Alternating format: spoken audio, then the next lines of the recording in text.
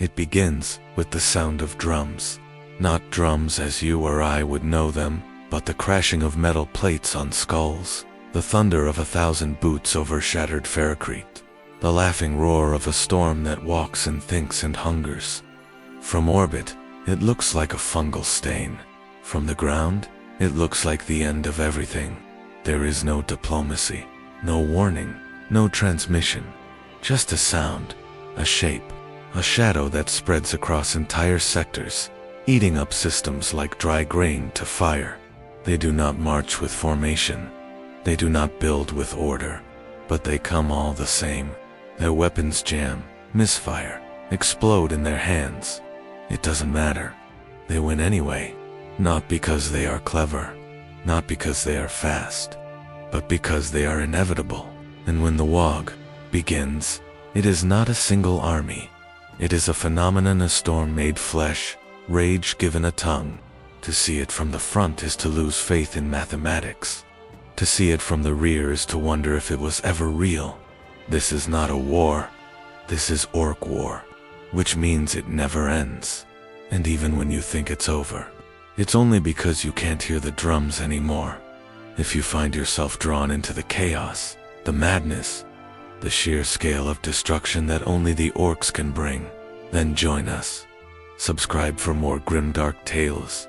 Share this with your fellow guardsmen, and leave a comment if you Servino sirens. No distant artillery rumble or crackling voxcaster warning. Just the sky, shifting, sickening, turning a color that had no place in the register of weather or war. It wasn't simply green, it was a vibrating, living smear of fungal hue, pulsing across the upper atmosphere like some vast, diseased wound tearing itself open. At first, no one understood. From the upper hablocks of Hive Tertius to the remote agrodomes scattered across the basin valleys, citizens simply paused, blinked upward, and forgot the word for blue. On the defense lines, guardsmen swore and recalibrated scopes. Pilots lost Vox signal and cursed their aspects, blaming solar flares that didn't exist. But it wasn't radiation, it wasn't weather, it was presence. Something was arriving, not by ship, not by pod, not by teleportarium breach, but by sheer saturation. The spores came first, like dust at first, harmless, even beautiful, in the way they caught the setting sun. Children chased them in the outer settlements, palms open, laughing. Priests called it a sign, a benediction of rebirth. The Mechanicus remained silent until the data began screaming. Biological corruption of the highest density, reproductive saturation at planetary scale. It was already too late. By the time Planetary Command issued lockdown orders, half the surface had already inhaled what they couldn't see. The spores nested in lung tissue, in food stores, in water lines. But this wasn't plague, not in the way the Imperium usually feared. No fever, no coughing blood, just a shift. In laughter, in dreaming, in noise. In the mountainside Vox station, at Critten's Peak, a junior technician named Elin watched the air pressure data loop endlessly back to zero. He rebooted 3 times before realizing it wasn't the system. The atmosphere was being rewritten, not chemically filled. Something in the sky had decided that reality was too rigid, and so it changed the rules. The first visual came from orbital pict feeds at altitude, where the spores thickened into a visible mass. The shape began to form a sneering maw of jagged tusks, curled into a grin that stretched from horizon to horizon. Not art, not propaganda, just accident. But the shape never left. Clouds bent around it. Lightning danced between its teeth. Pilots began to report hallucinations, pressure spikes, and uncontrollable laughter as they passed through the upper layers. Some didn't descend at all, just kept climbing until their ships flamed out. Down below, within the first-tier manufactorums, servitors halted mid, not broken, not jammed. They simply stopped. Machines whose only purpose was repetition now stared forward with optical units dimmed, as if listening. Their auspex didn't record sound, but the workers heard it, thumping, irregular, metallic, like a heartbeat constructed from rust and madness. No one fired a shot. There was nothing to shoot at. The orcs had not landed. No ships had breached. But still, the world was under siege. A siege of intent. And intent, when it's orcish, spreads faster than fire. In the Skolum district of Hive Trask, children stopped singing hymns and began chanting in low, guttural rhythms. The Ministorum claimed it was panic, coincidence, mass psychogenic stress, but the words they used were not from any human tongue. They were sharp, percussive syllables of a language never taught, but somehow known. Commander Vorex of the 189th Lamarck Line was the first to submit an incident report. He wrote only 2 lines before sealing the data slate and handing it to his adjutant. The report read, "The sky has gone orc. I believe it has started." He then shot himself through the roof of the mouth with his service pistol.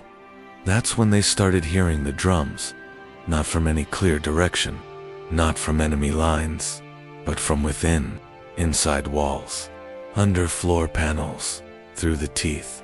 Guardsmen across 25 sectors began experiencing spontaneous toothache, followed by auditory hallucinations of rhythmic stomping, metal clanging, raucous laughter. Medical checks confirmed inflamed nerve endings in the jaw. Nothing else. The commissariat demanded purges of tainted personnel. Over 1,000 were executed before they realized the noise didn't stop with death. It continued, faintly, like a song you can't unhear, even over lost fire and artillery salvos, even in your sleep. By the 3rd day, the sky was no longer just green, it shimmered. It cracked in places where no storm should form. Lightning tore sideways across clear skies. The planet's electromagnetic field had not shifted. The stars still mapped, but the colors changed. Not because light had bent, because belief had.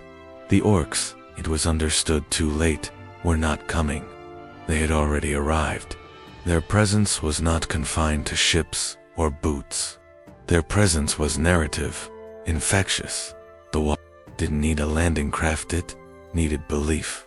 And with each heartbeat, each tremor, each joke told nervously in a bunker, or whispered prayer mispronounced in fear, the world leaned a little more toward them. There was no safe zone, no perimeter, no recon sweep that would find the front. Because there was no front. The entire planet was becoming one, and the sky once blue, once sacred, once the domain of angels and fire, was now a grin. The Waaagh. The trench was not yet a battlefield. It was an argument dug into the earth, a shape made by denial, filled with men who still believed in lines. Colonel Sarn of the 32nd Teluvian Drop. Infantry crouched under a slat of groaning steel and looked up through the grime-streaked visor of his rebreather. Nothing on the horizon but heat, shimmer, and dust. No visible targets, no movement, no sound, and yet every soldier around him was breathing too fast. The heat had not been there yesterday. It pulsed in waves, rising from the soil like breath from a dying god. The kind of heat that had no source and no MRSA chemical, artificial. Like standing too close to an overcharged plasma coil that hadn't exploded yet. It stank of copper and yeast and something else, something older, as if the air had gone fungal. Every hour, another Auspex team was sent forward. None returned. No confirmed kills. No visual contact. Just the slow, unbearable pressure of something arriving without shape, without step, without logic. They were being invaded by consequence. Private Joel, youngest in the trench, screamed during second watch. Not from a wound, from a sound. He clawed at his helmet, tearing open the Vox grill, choking on the filtered air as he shouted that it was in his teeth. Behind his eyes, knocking inside his skull. When they sedated him, they found no infection, no data corruption, no trace of chemical warfare. Just blood where his tongue had split from biting it during his fit. 4 hours later, Sergeant Henriks pulled the pin on a frag grenade and held it close to his chest. He said nothing. He just smiled until the blast took his torso off the wall. His boots remained, still laced, still upright. Colonel Sarn wrote it off as pressure fatigue. Trenches did that. Trenches always did that. He told himself this as he stepped over Henriks's boots and walked the perimeter. But even he had started feeling the tremor, not of the earth, but of his own breath, becoming rhythmic, syncopated, beating to a rhythm not his own. No gunfire, no orders, just the waiting. And in that waiting, something shifted. Helmets felt too tight, las guns too light. The Vox picked up phantom feedback snatches of language that couldn't be traced, couldn't be translated. One voice laughing, then hundreds, overlapping in perfect, deafening harmony. The tech priest tried to cleanse the signal. He melted his own fingers off, trying, when the shadows appeared at last. They came not from the north as expected, but from directly overhead. Massive shapes blotted out the sun, but no craft were visible. Only the suggestion of descent, of weight pushing down. The air collapsed like lungs being stomped on. Guardsmen clutched at their ears, their necks, their knees. No blood, no shrapnel, just bodies folding inward like paper in a storm. Sarn shouted for discipline. He slapped 2 men across the face and threatened a third with summary execution. It changed nothing. His words were too thin to carry through that pressure. It was like screaming in a vacuum. The sound didn't vanish. It was devoured. Then came the heat spike. Every cogitator along the forward line lit up simultaneously, with red-laced glyphs that weren't imperial, not binary, not demonic, just crude symbols, like they had been scratched in with a child's broken fingernail. Yet the machines obeyed. Servos jammed, autocannons refused to target. Motion sensors tracked the sky as if it had become enemy class, and still, nothing had arrived. No orc had stepped foot in the trench. No shot had been fired, but the attrition was absolute. Men began walking into the open, hands raised not in surrender, but in dazed curiosity, as if drawn toward the pressure front like it was music. They didn't scream when they collapsed. They simply grinned. Sometimes they even waved. Sarn activated the fallback beacon, but it didn't transmit. The device simply hummed back at him low, grinding, almost. Pleased had he gathered the remaining 32 men and prepared for retreat. But by the time he turned, 11 were already missing. One was digging his hands into the soil, whispering about how soft it was, how green it tasted. The first real sound came then, not weapon discharge, not an explosion, a laugh. From the trench floor itself, from inside the vox beads, still embedded in fallen ears, from the dirt. It echoed in every direction, and none. A sound so enormous and so stupid it broke the discipline of every remaining mind. Some dropped weapons and laughed back. Some opened fire into the sky at nothing. One man began biting his own fingers off, one by one. Saying the rhythm helped him focus. Sarn turned his last pistol on his own boot, shot through the toe, and screamed not in pain, but to break the cycle, to drown out that laugh, to make real something that wasn't yet. He ordered the rest to move, and this time they obeyed not because of leadership, but because movement itself felt like salvation. As they stumbled from the trench, climbing over bodies still warm but already smiling, the first orc appeared not from the horizon, not from drop pods but rising, impossibly, from beneath the soil, like a corpse that had decided it was morning.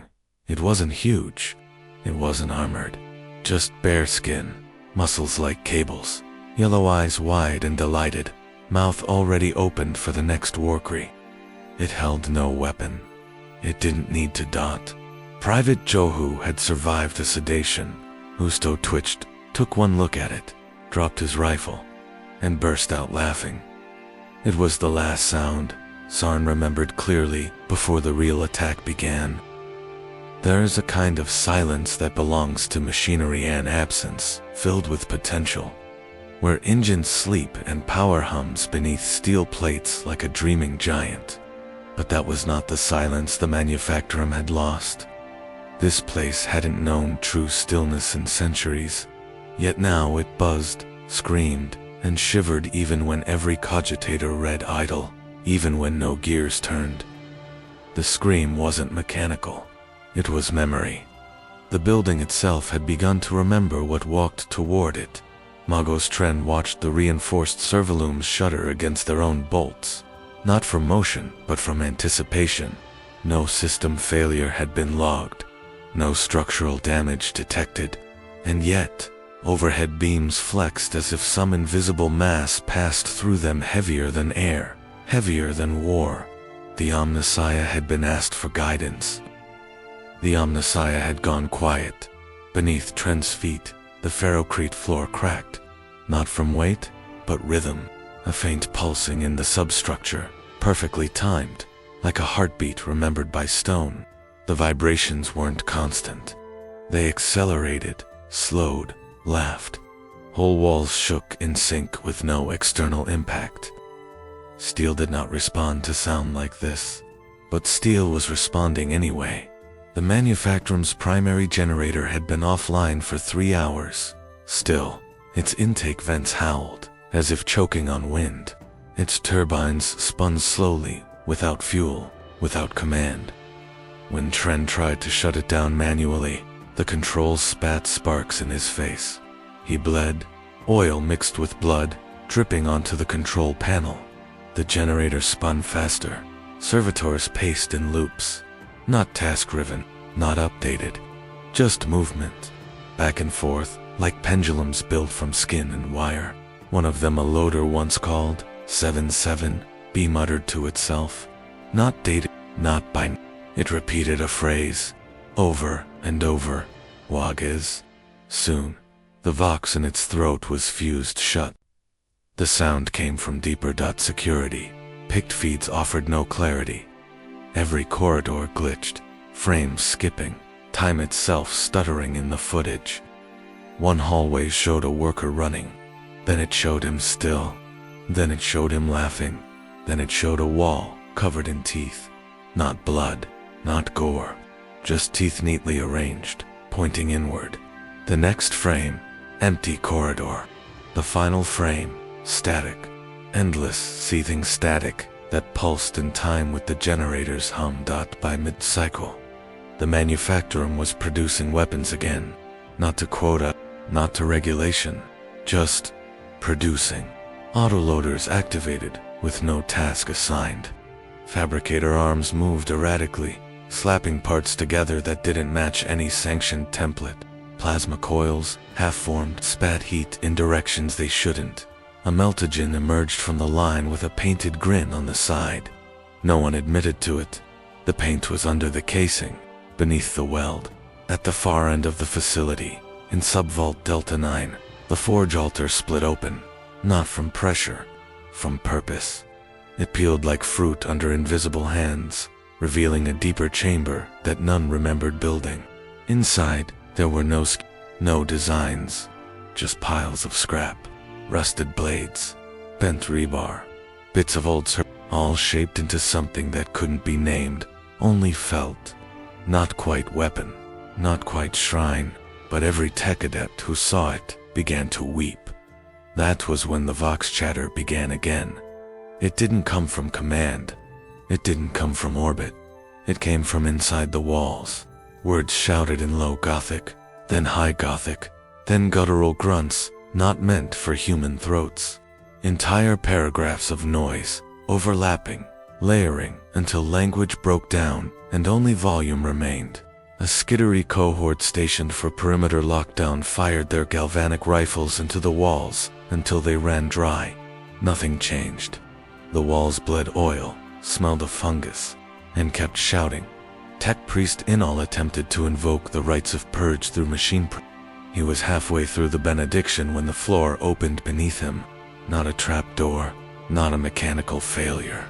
It opened like a mouth. When they found his remains, he was smiling.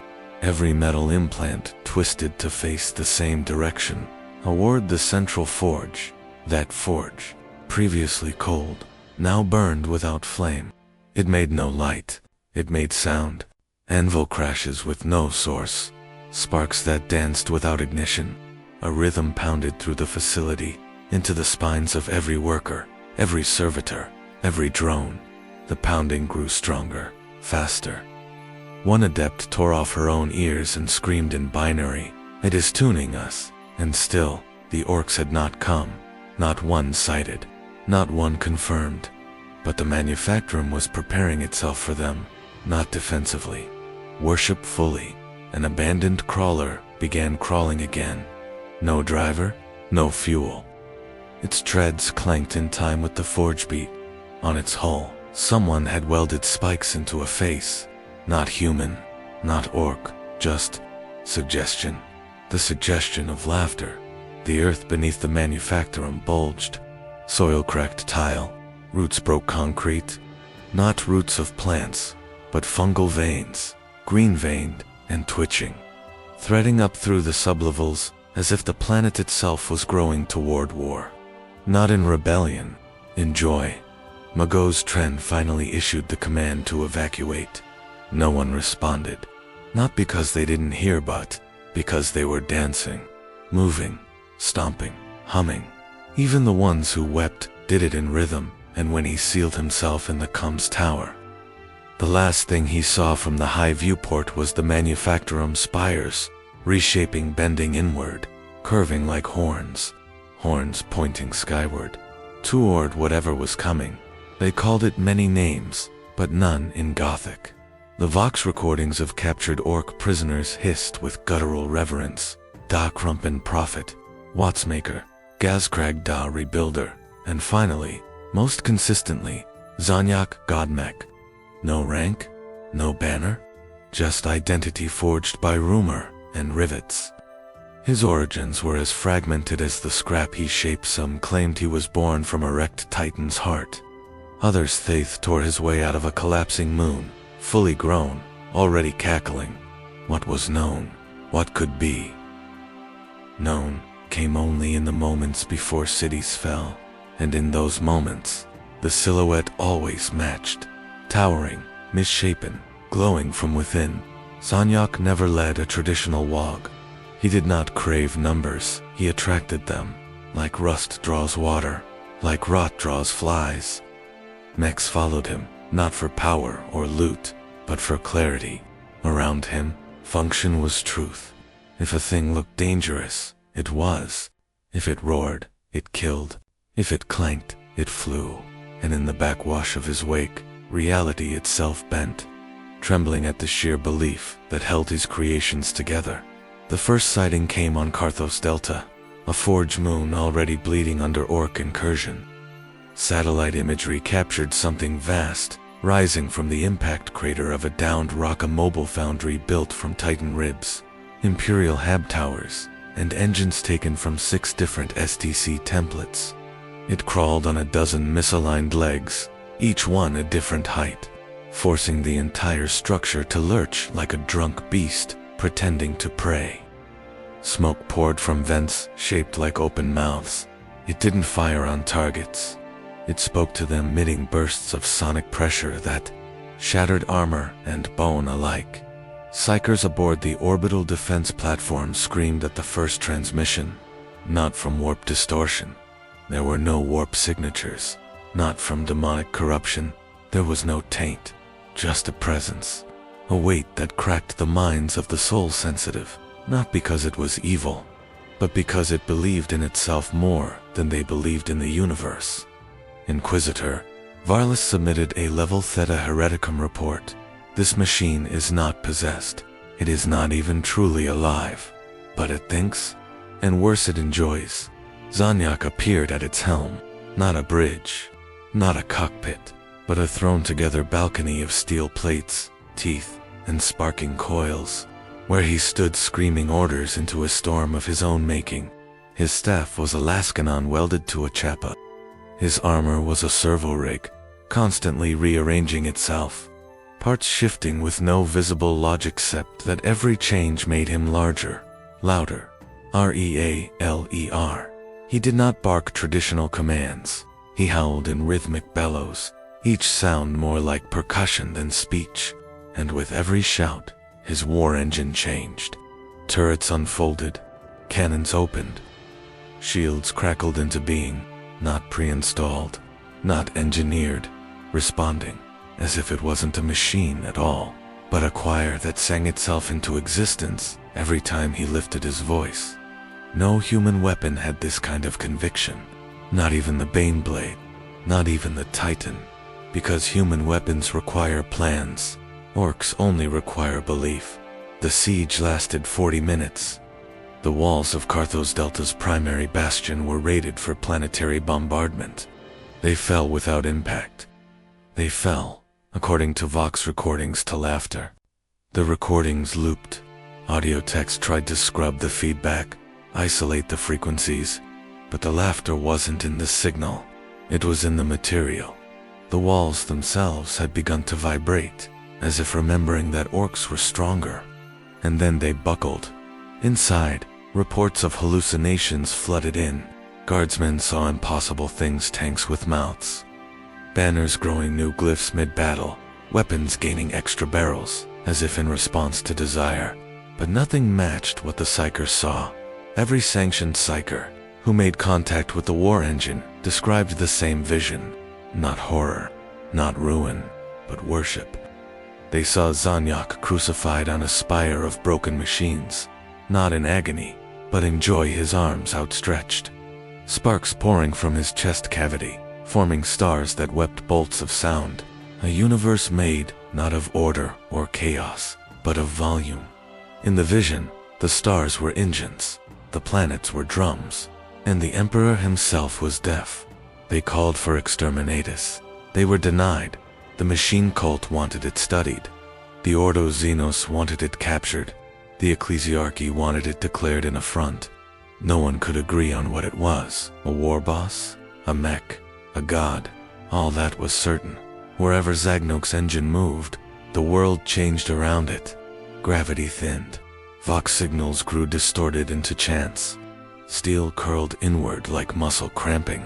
Every rivet he placed into his machine pulsed with a heat not born of promethium, but of performance. He wasn't building to destroy. He was building to impress, to show the galaxy what an orc could be. Not just a brute or a killer, but a concept. Something so loud it rewrote truth. And somewhere, in the black between stars, his war engine still walks. The corpses were intact. That was the first sign something was wrong. Normally, when bodies are recovered from orc war zones, they come back in pieces if they come back at all. Limbs missing, flesh torn, bite marks, shell impacts, boot impressions stamped into torsos. The greenskins don't hold back, don't discriminate, don't preserve. They batter until silence is achieved. But these bodies were whole, untouched, even as if they had simply lain down mid-charge and smiled themselves to death. Medical Surte Prime Losa reviewed 17 cadavers recovered from the outer perimeter of Site 12. Their uniforms were unburnt. No plasma damage. No blade trauma.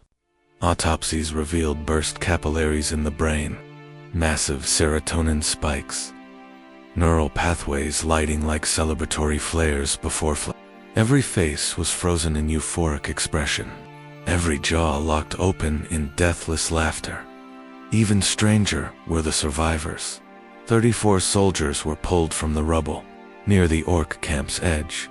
They were breathing, heart rates stable, muscles unresponsive, limbs twitching and slow, rhythmic patterns, fingers drumming on nothing, feet tapping silent floors. When addressed, they didn't react, not at first. But when exposed to sound specifically, recordings of orcs shouting, they smiled, wide, unbroken, as if remembering an inside joke they could no longer explain. When the Medicaid team played standard high Gothic sermons to re-establish mental anchors, the patients giggled, some whispered mockeries of the ecclesiarchal phrases, replacing his light with da flash, holy flame with daka burn. One repeated a corrupted litany until his tongue split, laugh boils.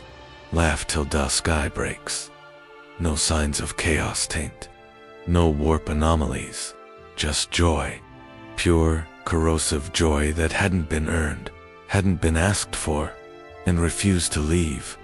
Inquisitor Ascendant Neural conducted interviews with the most lucid of the survivors. He selected a woman, Captain Yelena Crosswands, stationed with the 72nd Varden Grenadiers. She had no visible wounds. Her voice was soft, dreamlike. Neural asked what happened inside the camp. Crass did not describe a prison. She described a festival. We came through the ridge, she said, expecting an ambush, the kind with gunfire and screaming. But there was just music. Not real music. Pipes and drums made from scrap. They were dancing, and not mocking us, not baiting us, just celebrating, like we'd already lost, like we'd helped them win just by arriving. Her eyes unfocused, turned upward. They handed us drinks, she whispered, rusty mugs. Smelled like death, tasted like memory. And they laughed when we tried to resist. Not cruel, like big brothers laughing at scared children. And then everything was funny. The war, the drills, the sermons, my own name. She laughed then, not a giggle, a full-body convulsion, as if her ribs were remembering a punchline. Neurel stopped the interview. Crass kept laughing after the sedative. She laughed, even as her lungs collapsed. And when she finally died, she did so smiling, whispering one word, fun. Losa recommended, purging the remaining survivors. Neurel refused. He needed to know, needed to understand, because the implications were worse than horror. Horror could be resisted, but joy spreads. In the following days, reports increased across the southern front, guardsmen abandoning their posts to follow distant music, tank crews applying war paint to their hulls, copying orc glyphs they had no memory of learning. One basilisk driver welded false tusks to the front of his vehicle. When questioned, he said, "It makes it faster," and then laughed until his heart stopped. It wasn't contamination, it was culture. Orcish joy is not like human joy. It is not relief, not connection. It is combustion. It consumes. When orcs fight, they don't seek victory. They seek amusement, and amusement does not care for survival. It does not need a cause. It simply is. That was what was breaking the front line, not bullets, not blades, but a philosophy that laughed at consequence. The Imperium, for all its fire and order, does not laugh. It fears laughter, because laughter breaks hierarchy. Laughter defies rank. Laughter cannot coexist with obedience, and the orcs had weaponized that truth. They didn't torture their prisoners.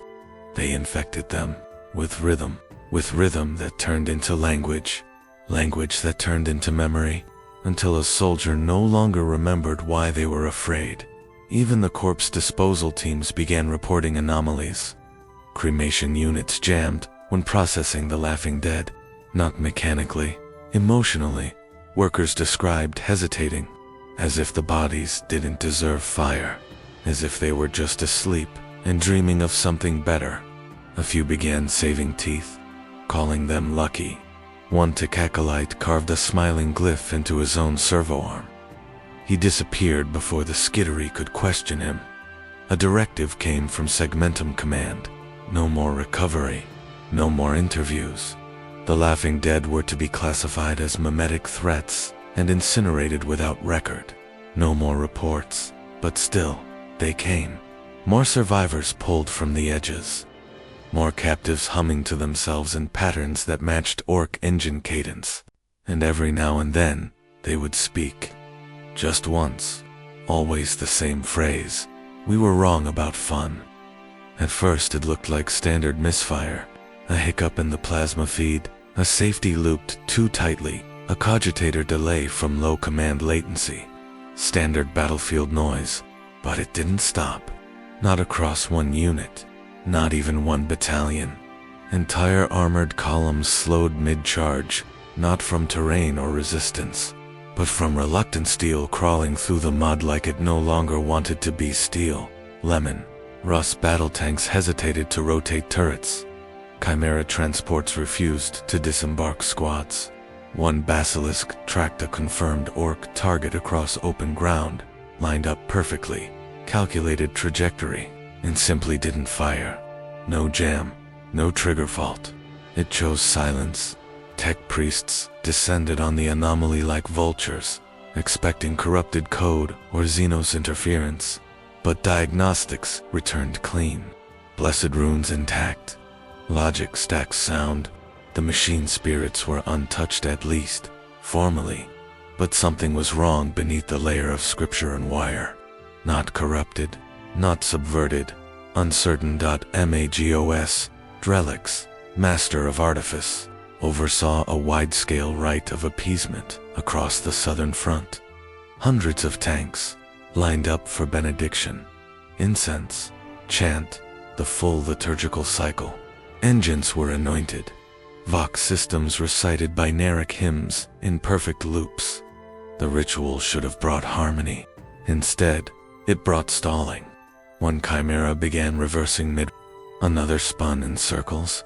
A third, without warning, discharged its multi-laser into the sky until the capacitor melted. When Drelix approached one particularly unresponsive Bane, he placed his bionic hand upon the engine housing and whispered the blessing of reinforced purpose.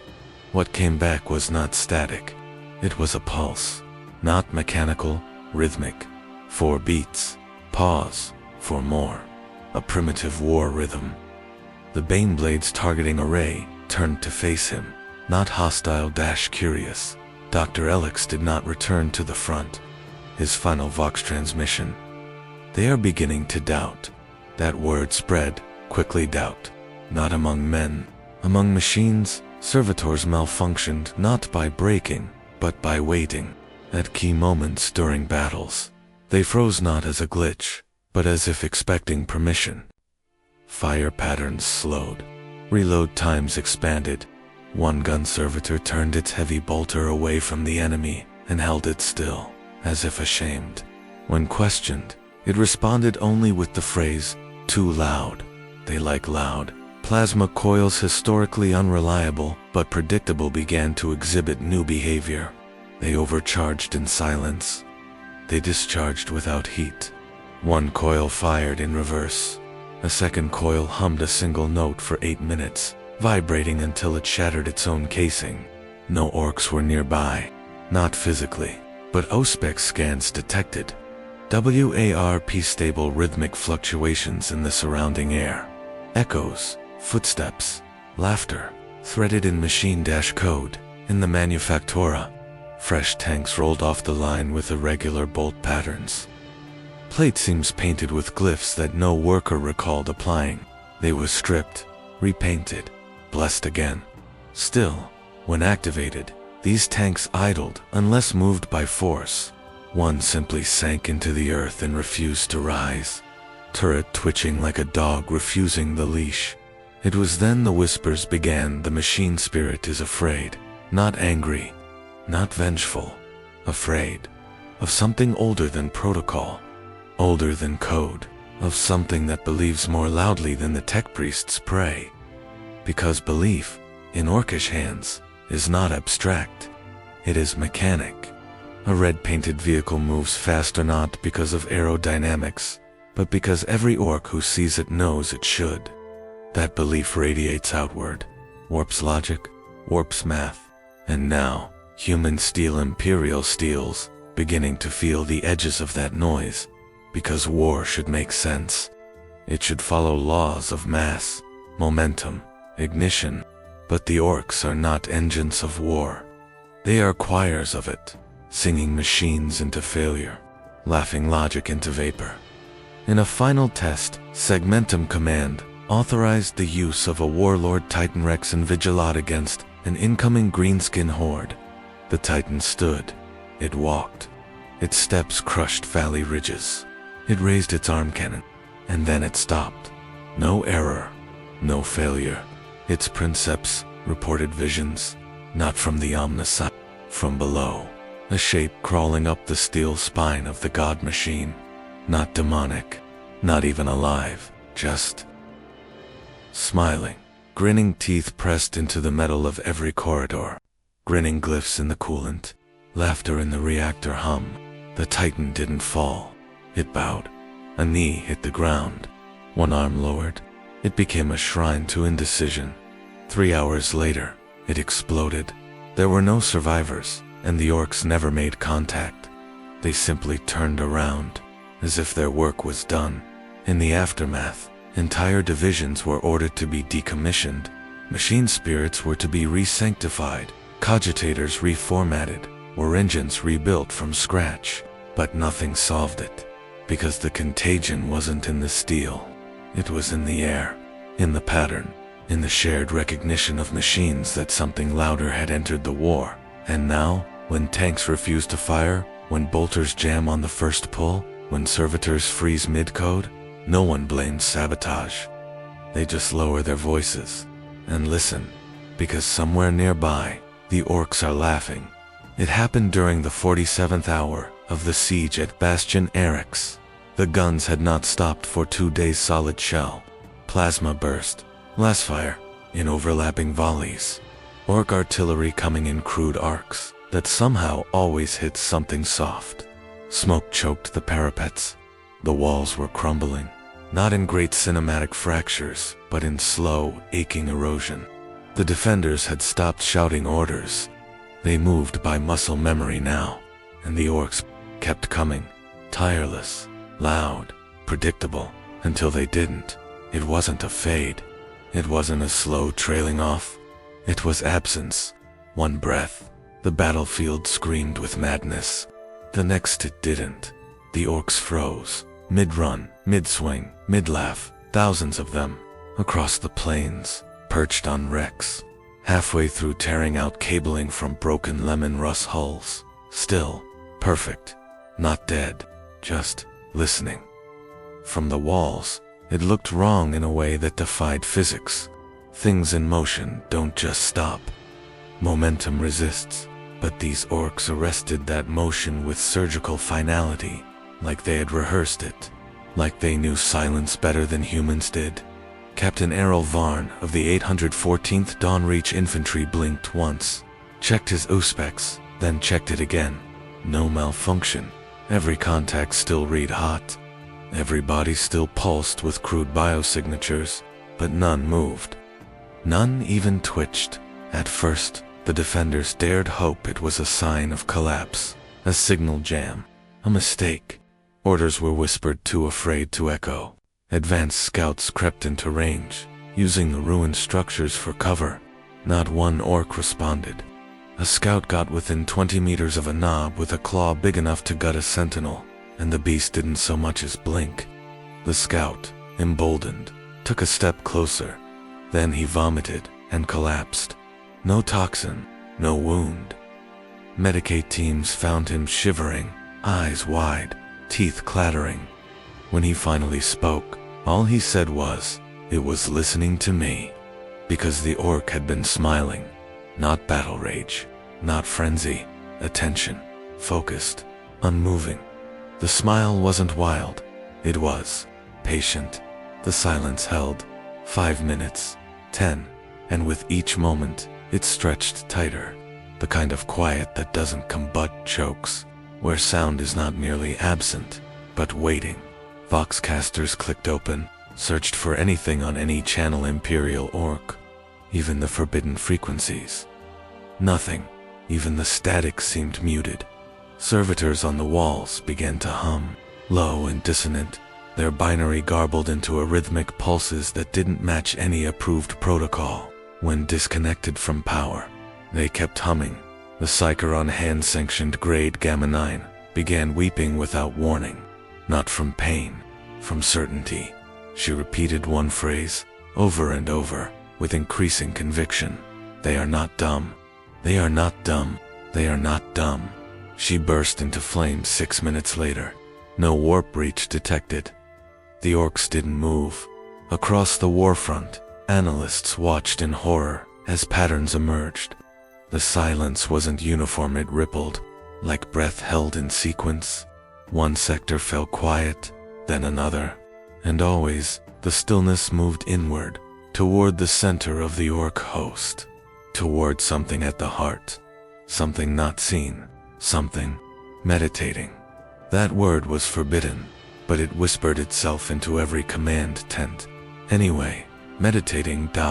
As if this wasn't a pause, as if it was a prayer. And the horror wasn't that orcs had gone silent. The horror was that silence might be sacred to them. At minute 11, someone panicked. Lieutenant Kress of the 39th Veltrine opened fire without orders, sending a hail of lost blasts into the closest group of frozen orcs. The beams landed, flesh sizzled. One knob fell backward. Still, the rest did not move. And then, minute 12 began. The orcs inhaled, not breath as we understand it. No air passed, but their torsos expanded. Their necks tightened. Their jaws clicked open, and they howled. Not just noise, a reverberation. Every orc across the field lifted its voice in unison. Not a war cry, not a chant, but a single, prolonged, reality-ripping note. The air compressed. Vox units exploded. Teeth cracked in human skulls. The trench line buckled. It wasn't music, it was remembering. And then they charged. Not faster, not stronger, just deeper. Every step seemed to anchor something ancient into the ground. Every punch drove laughter into the bones of the defenders. It didn't feel like an attack. It felt like the end of restraint. Within minutes, the front lines had ruptured. Within the hour, the entire outer ring had fallen. But the defenders didn't curse the orcs. They didn't cry about numbers, or power, or speed. They spoke, those few who survived, about the silence.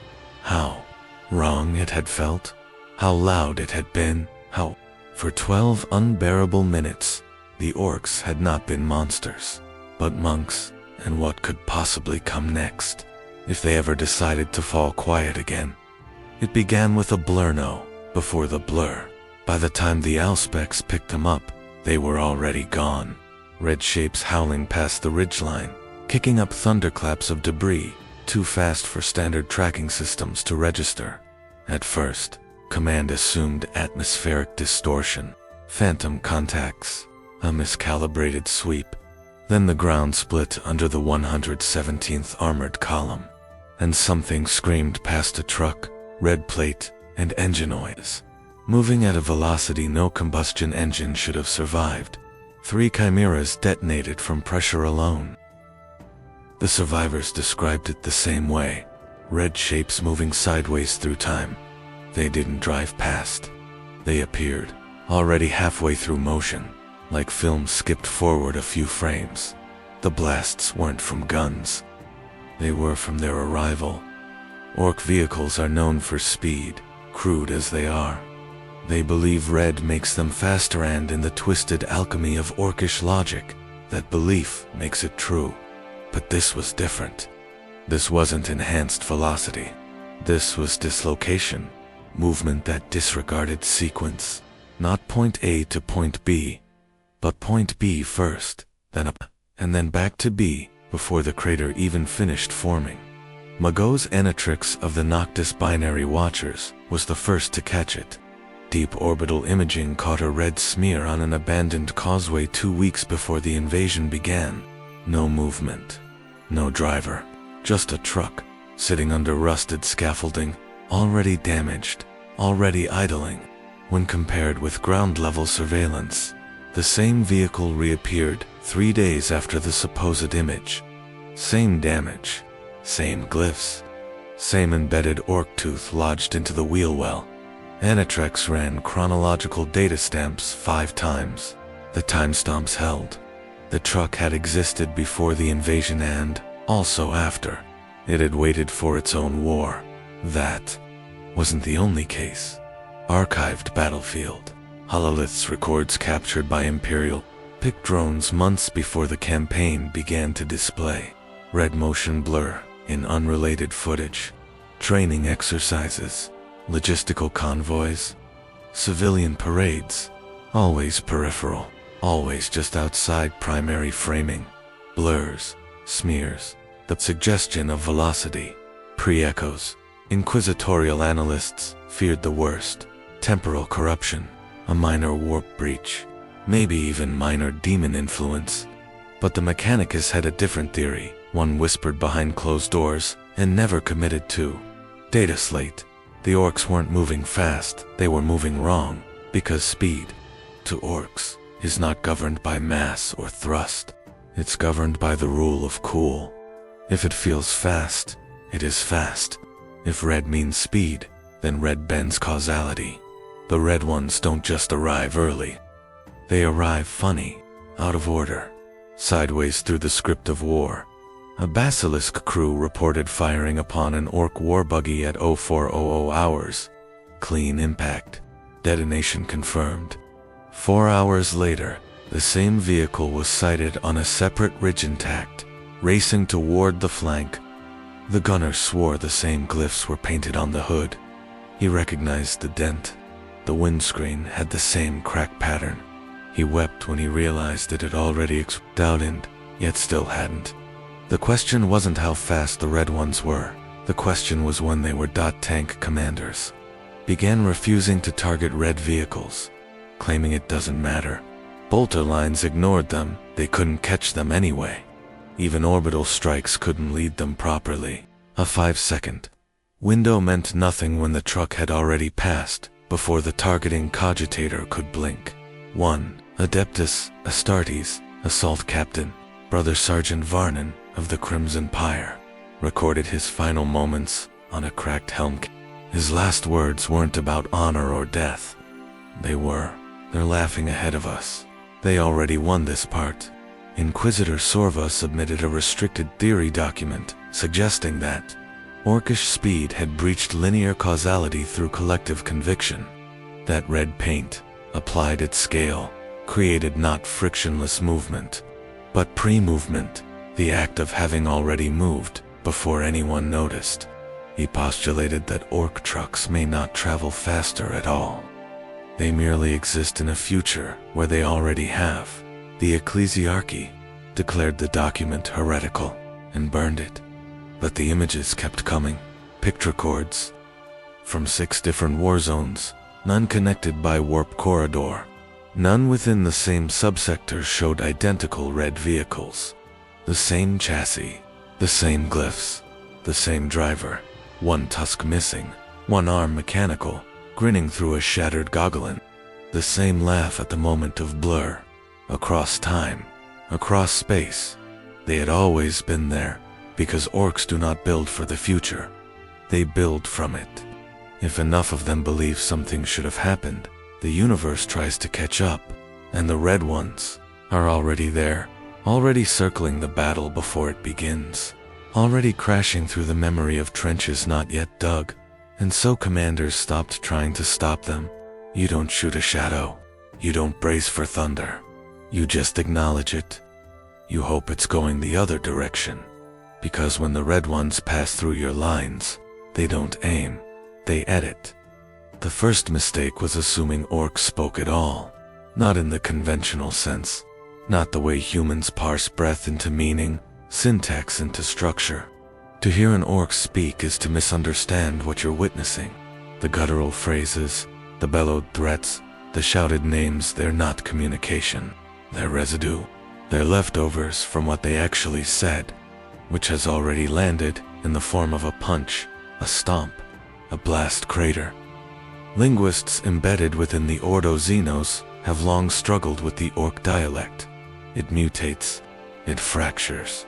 Regional variants can shift in hours. A phrase shouted by one warband is completely incomprehensible to another until a gun is fired. Then they all laugh. Then they all understand. Because an orc doesn't define meaning through vocabulary. It defines meaning through outcome. If a word leads to pain, it means aggression. If a gesture causes a bigger orc to laugh and a smaller orc to flinch, it means dominance. There is no need for grammar. The sentence is what happens next. Every explosion is a verb. Every chainsword strike a noun. Every tank shell that craters a hill and sends a skittery patrol skyward, arms flailing, is a paragraph in a novel only orcs can read. The implications of this are catastrophic, because orcs don't need to learn your language. They only need to outcome you. And once they do, your words start bending too. There are reports scattered, often suppressed, of guardsmen in prolonged contact with orc war zones who begin changing the way they speak, not just in mimicry, not just slang, but in structure. Sentences simplified, questions dropped, vocal tone replaced with volume and punchlines. One officer, found bloodied but alive after an ambush, barked at his rescuers in broken low Gothic. "We hit him good, right? Right, boom boom?" Yeah. He had been fluent in 5 dialects before the campaign. In Bastion Lucron, a Vox translator was deployed to eavesdrop on orc command channels. It melted after 4 hours. Not from heat, from pressure. The machine had tried to render phrases like Jar, a Kadok blam into imperial speech, but the linguistic algorithm failed not because the words lacked meaning, but because they had too many. Grek meant move, explode, conquer. This is funny, and mine now, depending on which weapon was being fired and how many orcs were watching. Blam could be a command, a question, or a funeral rite if you died making the right noise. Psychers reported headaches when attempting telepathic contact. The orc mind is not shielded. It's loud, not with thought, but with sensation. A shouting crowd that doesn't care who hears. There is no lie in orcish consciousness, only reaction. And to listen to long is to drown in a storm of impressions. Oil, teeth, fire, cheering. One psycher likened the experience to being pounded into a word until he broke apart into exclamation points. But it gets worse, because orcs do not just speak impact, they become it. There are growing theories within the less stable sects of the Ordo Xenos that orcs are not born knowing how to fight. They are born already being the fight, that their bodies are language, that every scar is a symbol, that the flex of a muscle and the swing of a choppa is grammar older than species, older than time. An orc doesn't know what it's saying until it lands the hit. But once it does, every other orc hears it, feels it, and responds. It's not communication, it's conversation by physics. A goth knob punches a tank track. The track breaks. 10 orcs laugh. Now, they all understand that this sentence means go here. A mech boy welds a cannon upside down. It fires backward, kills 4. The survivors laugh louder than the dying. Lesson received. Statement accepted. Blueprints updated not by design, but by the impact of the mistake. The war becomes a language, and the battlefield a page, and every crater a punctuation mark, which is why the silence from human lines means nothing to them. You may hide, you may wait, you may whisper tactics in dark bunkers. They will hear you only when your bones break. You will become fluent only when you scream, and if you last long enough in the shadow of their advance, you might start shouting back, not to negotiate, not to survive, but because you have to answer. Even in death. Some dude. A data slate, recovered from an overrun, comes station displayed. No formal report, just a string of onomatopoeic feedback. Doc. We are gay ha. Blam blam. G. RAAAK. The Vox operator had no orc ancestry, no contamination, but he died laughing. His hand still gripped the transmitter. He was trying to reply. It was just cloth at first, ragged, hung from a pole of lasgun barrels and spinal bone. Torn red canvas daubed with glyphs, some painted, others scored in dried blood. Nothing unusual. Orcish banners are loud declarations of identity, of mockery, of presence. Their noise made visual, and yet, this one changed. The first report came from a recon picked captured during the siege of Vale Bastion Theta.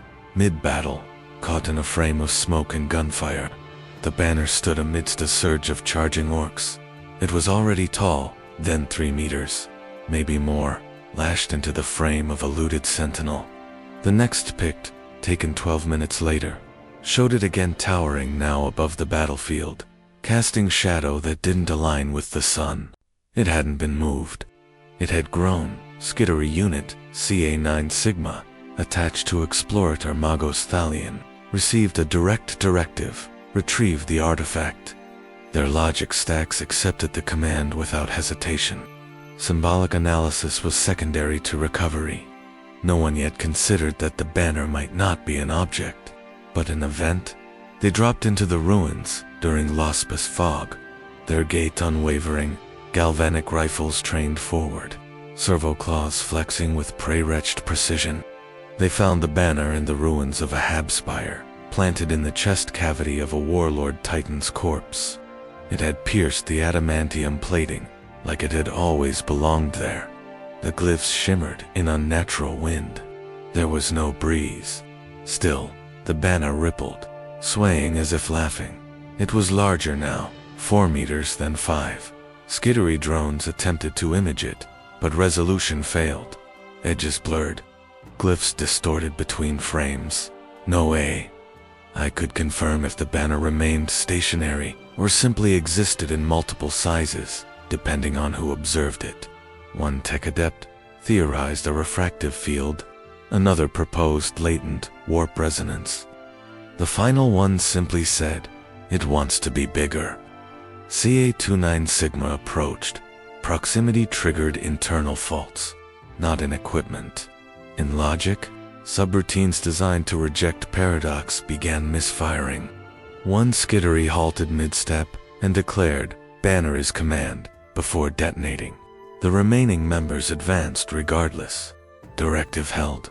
The banner pulsed, not visibly, psychologically.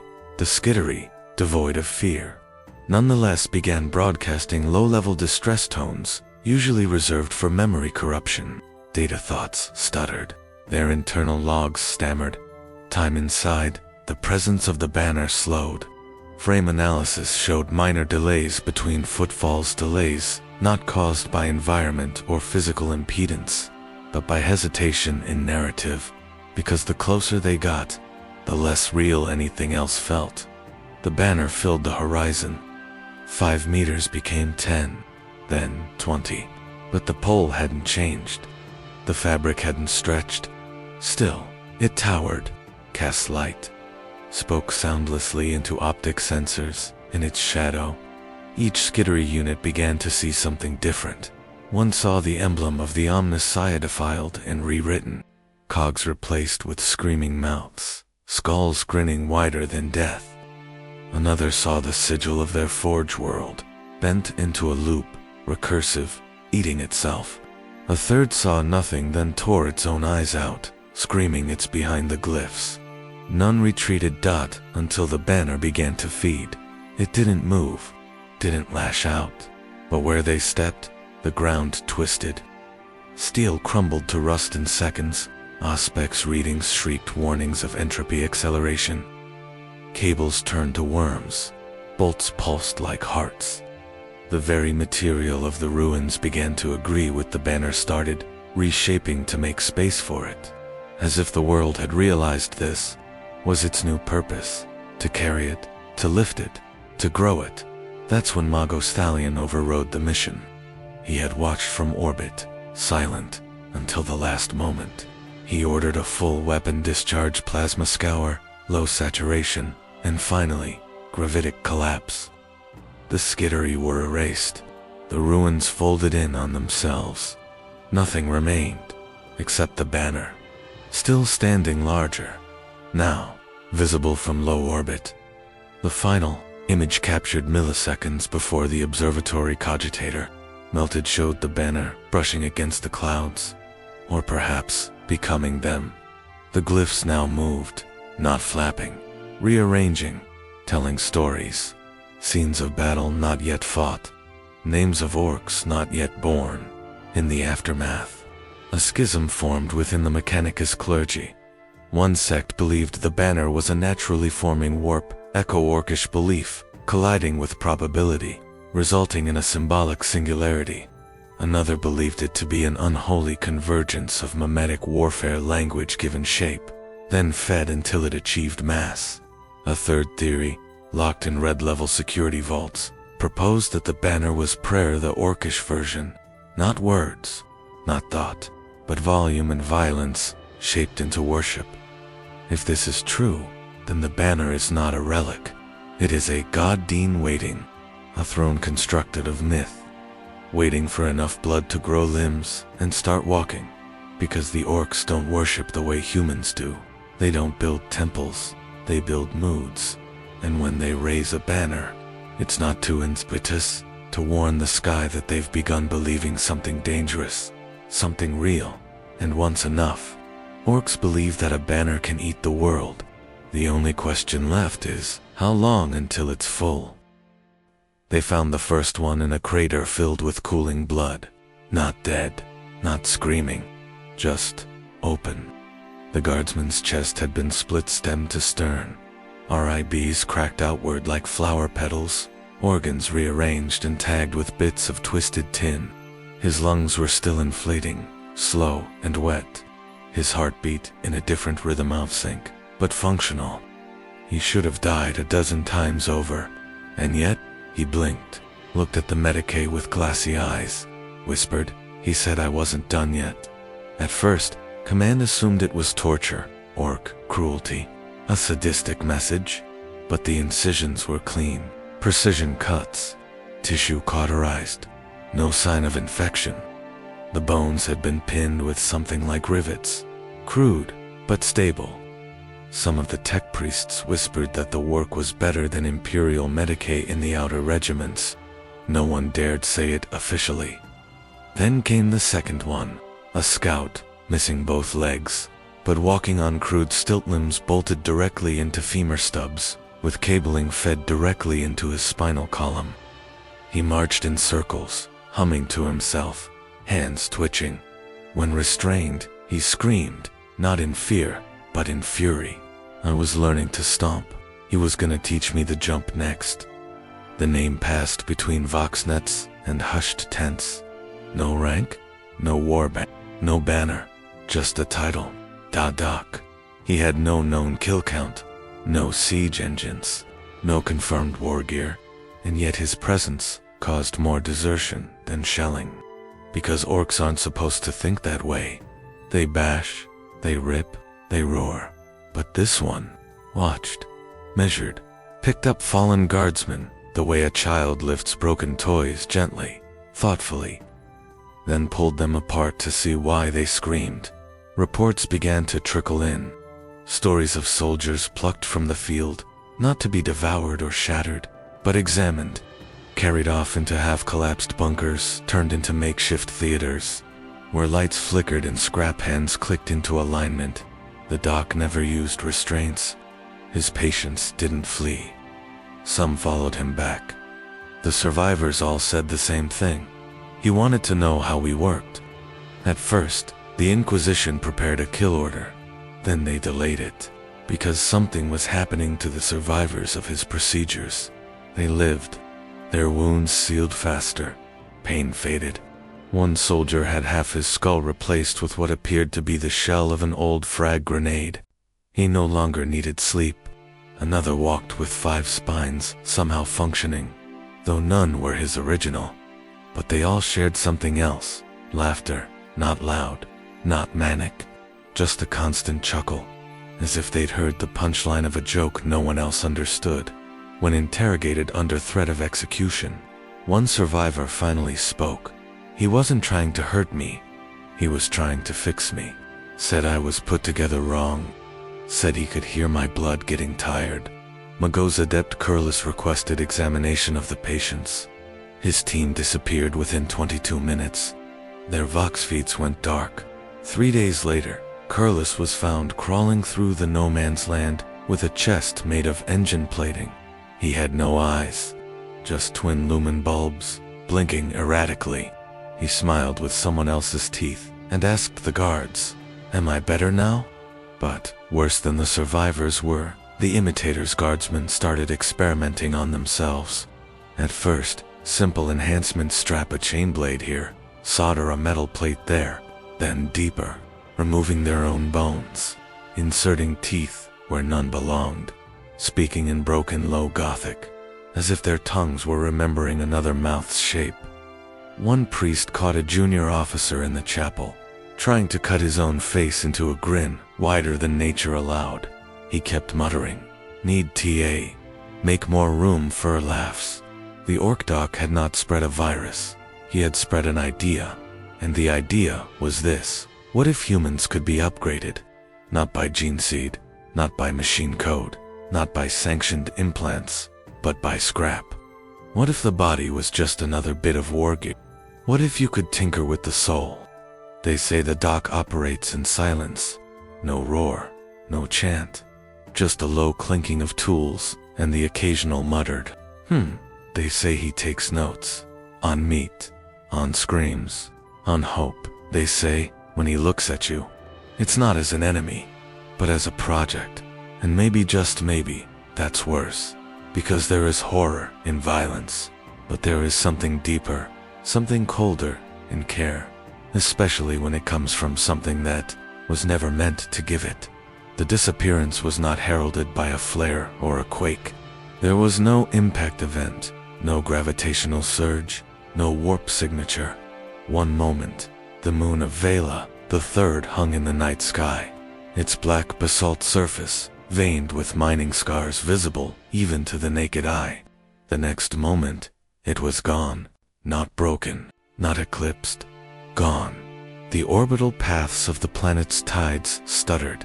Vox transmissions cut out for 0.3 seconds in a synchronous hiccup across the system, and then the sky above the bastions looked naked, incomplete.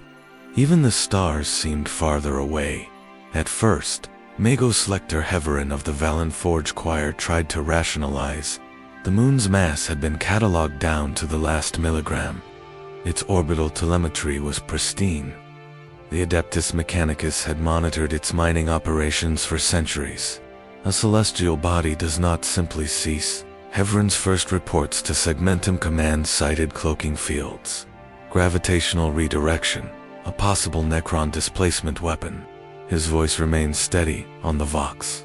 His mechadendrites clicked in controlled intervals. He still believed in explanation. Then the Auspex readings arrived from the outer patrols. The moon was back only. It wasn't. It floated behind the orc fleet massing in high orbit, far outside where any moon should have been. It spun lazily, like a bauble on a chain, its crust now smeared with crude glyphs and daubs of scarlet pigment. Its surface shimmered under an impossible light. It had been painted, not in part, entirely. A sphere hundreds of kilometers wide, transformed into a red icon trailing the greenskin armada like a captured banner. Heverin's mechadendrites quivered. Pigment analysis from long-range scans returned bizarre results. Iron oxide. Yes, but also blood proteins, fungal spores, and what appeared to be micromochines, not of any human pattern. The paint was alive. It pulsed in faint rhythmic waves, synchronizing with the fleet's drive emissions. With each beat, the moon's orbit adjusted fractionally, as though keeping time with a drum the Imperium could not hear. The tech priest tried to model it. He poured thousands of equations into his cogitator banks, mapping thrust vectors, gravitational tethers, potential hidden engines. Every model broke. Mass displacement at this scale would require godlike power, yet the orcs had not harnessed the warp, nor had they constructed an apparatus. They had simply moved it. In the nights to follow, Heverin stopped sleeping. Not that he had slept much before. His biological components required only minimal rest, but now he refused even that. He stared at the moon's new trajectory, whispering binaric prayers to the Omnissiah, demanding a pattern. His mechadendrites carved formulas into the walls of the observatory until the stone bled sparks. His fellow adepts reported hearing him mutter in low Gothics, something he had not spoken in 2 centuries, saying, "It's not thrusters, It's a thought. It's a thought. On the fourth day, he broadcast a heretical declaration to the entire Forge choir. Belief is a vector.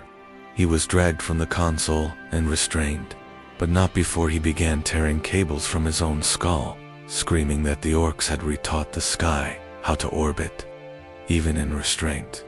He continued to work equations in the air with trembling fingers, drawing curves that looped back into themselves. Circles eating circles.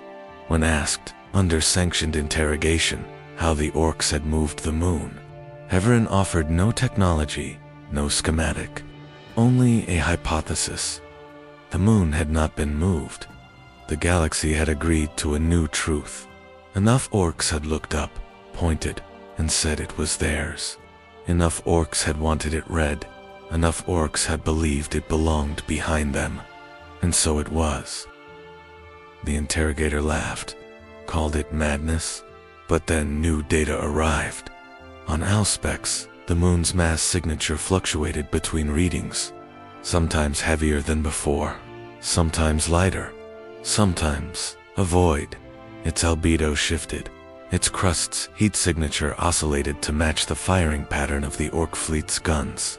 In picked captures, glyphs crawled across its surface between frames, rearranging into new shapes, like living captions for battles not yet fought. A red star in a green sky, writing its own myth in real time. Meanwhile, Heverin began to change. His flesh turned gray, like old ash. He carved crude glyphs into his own metal limbs with a soldering iron. Not orc symbols exactly, but close enough to draw censure. He hummed when he worked, now a low, guttural sound that vibrated tools off the bench. He claimed he could feel the moon's spin in his teeth. In his final log entry, recorded hours before his disappearance, his voice sounded almost joyous. We call them primitives. We call them brutes. But they have found the shortest path to divinity, to speak and have reality answer. They are not engineers. They are not sorcerers. They are editors, and the sky is their page. After his vanishing, adepts scoured his quarters. They found no body, no blood, only a crude, childlike drawing scratched into the wall with mechadendrite tips, a red circle trailing a green arrow. Beneath it, a single phrase in low Gothic. It's already behind you. The moon still hangs there now, red, laughing without sound. A trophy too large for any warlord to hold, yet carried all the same. And as each orc fleet sails on, the moon sails with them, as if tied by something stronger than gravity. Conviction. The battlefield was still steaming when the ritual began. Ash and smoke clung to every shattered ridge, each crater lined with bone fragments and scraps of armor embedded in the dirt like broken teeth. The smell was dense burned oil, roasted fungus, scorched meat, rust, and beneath it all, the faint temps of ozone, still crackling in the air from spent Lesphere. From orbit, it would have looked like another Imperial victory. Dead orcs, by the hundreds, torn apart by artillery and flame. Silence draped across the ruins like a sheet pulled over a corpse. But then something moved. Not the living, not the wounded. The dead dot, an arm, twitched a muscular green limb, torn at the shoulder, fingers still clenched around a bent slugger. It dragged itself forward, not crawling, reaching. Across the field, another corpse rolled to one side. Its head was missing. A jawbone clicked open and closed, like it was laughing without a throat. They were not reviving. They were assembling. The mechs were already at work. No signal was given, no trumpet blast, just motion, a mechanical rhythm, like a heartbeat made from gears. Orc mechs, stripped to the waist, stomping through piles of gore, gathering torsos, limbs, plates of cracked armor. They did not pause to identify the bodies. There was no funeral, no chant, just the hiss of welders, the slam of rivet guns, the roar of generators cobbled from dead tanks and broken helmets. They worked in circles, like a forge cult without hierarchy. One mech lifted a shattered knob's torso and jammed it onto the hull of a gutted, deaf dread. Another scraped a spine into wire filaments, threading it through the casing of a new kill saw. They didn't ask whether the parts matched. They didn't care. Because orc machinery doesn't obey design, it obeys intention. And the intention was, get back up. It was not repair. It was resurrection by Workshop 1. Mech whistled as he bolted a severed orc head to the rear of a warbike. The mouth opened mid-spark and mumbled, "Oi, that tickles." The bike engine sputtered once, then laughed. Not a recording, not mimicry. A genuine low-pitched, throat-borne laugh that rolled through the machine like an engine revving from deep in the soul. Because orcs don't see death as final. Death is a delay, a setback, something to be fixed. And when enough of them believe that, the universe bitterly starts to agree. Skittery watchers on the outer ridge recorded footage of the ritual from behind a collapsed manufactorum wall. They watched a mega-armored war boss's corpse split open, its ribcage reconfigured into armor plating, its skull fitted into the helm of a looted sentinel. When the walker stood again, it turned its torso and shouted, "Oi, who nicked me boots?" That was when one of the skittery units broke protocol, laughed, just once, just a short, sharp exhale of disbelief. They executed him on the spot, because it had begun infecting them, too. The mechs didn't finish their work quickly. They enjoyed it. Every weld was an act of worship, every fusion of limb to engine, a celebration. These were not engineers, these were conductors. They weren't fixing machines, they were composing war. The rebuilt orcs didn't rise all at once. They stirred slowly. A deaf dread clanked one leg, paused, and let out a rusty giggle before taking its first step. Aquila Ken punched the ground, then waved with a severed hand, still gripping a power cell. One tank didn't even have a gun, it had a laughing face bolted to the turret and 5 orc torsos swinging inside the track housing. Pumping pedals like a musical instrument, the machine sang as it rolled forward. A chant warbled and fractured. Whiz back, time to crump. From behind the field, Gretchen ran forward to polish the edges, to feed spent promethium into belly chambers, to bolt additional spikes onto already jagged holes. The battlefield was a graveyard, no longer it was a factory floor, and the floor was loud. That was the worst part. Not the motion, not the smell, the laughter. It wasn't joy, not the human kind. It was inevitability, certainty. These machines remembered what they had been. They remembered falling, failing, bleeding, and they found it funny. Somewhere. A knob who had lost his head now roared from inside a new body made of armor plate, wheel axles, and parts stolen from a basilisk. He wasn't angry. He was delighted. Eyes taller now, he shouted, lifting a power claw made from 3 bolted fists and 1 screaming grotrench. Heveron's recovered logs before. His disappearance had warned of this. He'd seen it starting. Machines changing shape, not because of engineering, but memory. Orc machines didn't forget their pilots. They didn't forget being pilots. The boundary between body and engine had dissolved, and so the war continued, with the same soldiers, the same weapons, just remixed. Because orcs don't build monuments to their dead, they recycle them, and on that field, drenched in blood and smoke, the silence of death had been replaced with the roar of reused life, louder, messier, and funnier than before. The battle log was clear. Every movement, every shot, every formation advance, timed to perfection. Fireteam Epsilon suppressed the ridge. Delta swept low. Heavy support from the sentinels lanced through the gap, and the orcs, hundreds of them, bellowing, stomping, firing wild arcs of crackling energy, broke, routed, slaughtered to the last. Not a single guardsman died, not a single communication was recorded. No orders, no chain of command, no vox traffic, no signal flares, no shouted calls, just movement, instantaneous, synchronized, as if one mind had flexed across 47 bodies and conducted war like an orchestra. Colonel Heron of the 61st Auric Lions reviewed the picked feed 17 times before admitting it. The unit had acted without instruction, not rogue, not in disobedience, just before orders, before thought, before hierarchy. They had fought like orcs, but not in style, in timing. Orcs don't coordinate by command. They surge, they crash. Their unity isn't drilled, it's felt, a rhythm that pulls each greenskin into alignment, not through strategy, but noise, pulse, stomp, shout. And suddenly, somehow, the humans had done it too.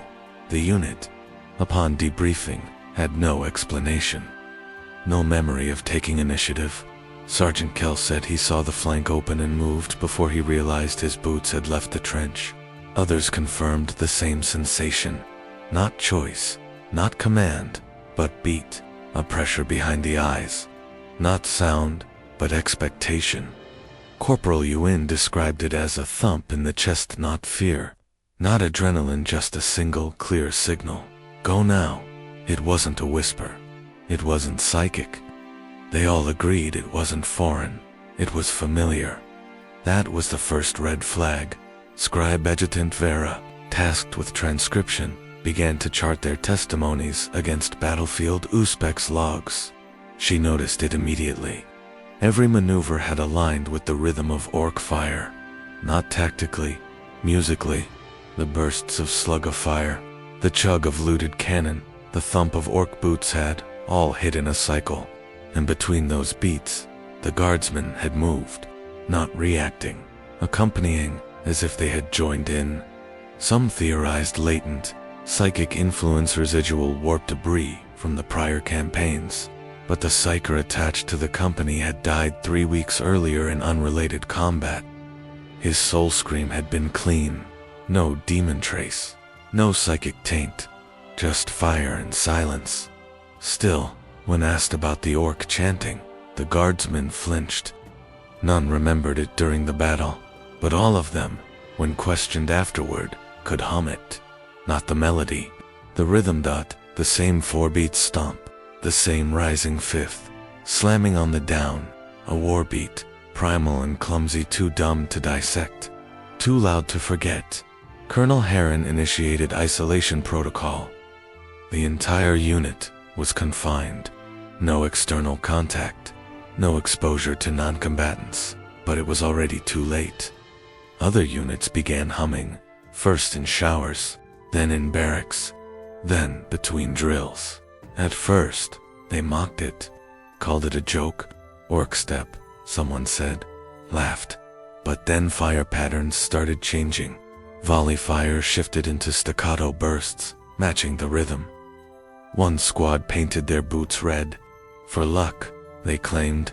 Insubordination rates dropped. Efficiency climbed. It terrified command, because it wasn't insidious. It was functional. It worked. The skittery monitoring behavior from behind blessed glass submitted the first flagged report. Mimetic percussion alignment detected. Human units displaying orcoid combat cohesion, without loss of individual cognition. Translation: the humans were moving like orcs but still thinking like themselves. The ecclesiarchy demanded immediate purge. The Mechanicus requested further testing. But even as debate ignited across command echelons, the guardsmen kept moving to the rhythm. They marched sharper, fired tighter, reloaded faster. They anticipated each other not by signal, but by beat, and when asked why, they only shrugged. One trooper said, "We got tired of dying slow." Another grinned. Sometimes the noise just makes sense. And deep in the listening vaults, Magos Varn extrapolated the real horror. He isolated the waveform behind orc weapon discharges, the inherent rhythm behind their noise. Not designed, not engineered, but consistent. An unintentional pattern, repeated across thousands of battles, millions of weapons. A sound baked into the very nature of greenskin warfare. It wasn't a trick, it was a tempo, and humans, under stress, under fear, under desperation, had begun to entrain, to synchronize, to join. Not because they respected the orcs, because they couldn't help it, because the rhythm of war, once heard enough times, becomes natural, becomes home. So when the unit in question was finally brought before a tribunal, no charges were pressed, no punishment given. The only question asked was this: who gave the command? And the answer, spoken by 47 voices at once, was, nobody. We just knew when it was time. The court dismissed them, and that night, in the barracks, the stomping started again. Hive Merek had endured worse: plagues, uprisings, short-cycle warp storms that cracked the spire and bled the sky purple. It had lost 10 million souls in the dust rebellions and birthed twice that number in the Hive's limbs a decade later. It was not a weak city. Its bones were steel. Its veins were ash and smog and promise. And yet, when the orcs came, it did not break. It turned. It began at the base, in the sump levels, among the forgotten sectors that the Arbites wouldn't descend into, even before the war. A place where light never touched metal, where water was a memory, and where people already spoke in growls because their throats were too tired for vowels. Down there, the orcs didn't need to fight. They only needed to arrive, one by one. The sump workers began daubing their faces with mold scrapings from the walls, fungal greens and grays, smeared across cheekbones like war paint. It was ritual without ritual. No sermons, no chants, just a shift in posture, a new gait. The boots stomped a little louder. The laughter cracked wider. The fights became more frequent, but without malice. Just movement, just noise, just fun. Upper Hive Command ignored the reports. Cultural stress response, they called it. Environmental mimicry under duress. They always had a name for what they feared, until it stopped being mimicry. Within 3 cycles, entire labor gangs were wearing scrap armor, painted red, carrying pipes sharpened into building towers out of broken cogitators, and screaming, "Oi, this one's gonna touch DA clouds." No orcs had given the order. No knob had demanded tribute. The humans simply began acting like orcs, then speaking like them, then dreaming like them. The Arbites attempted a pacification raid. They were not fired upon. They were welcomed with cheers, food, roaring competitions of strength and speed.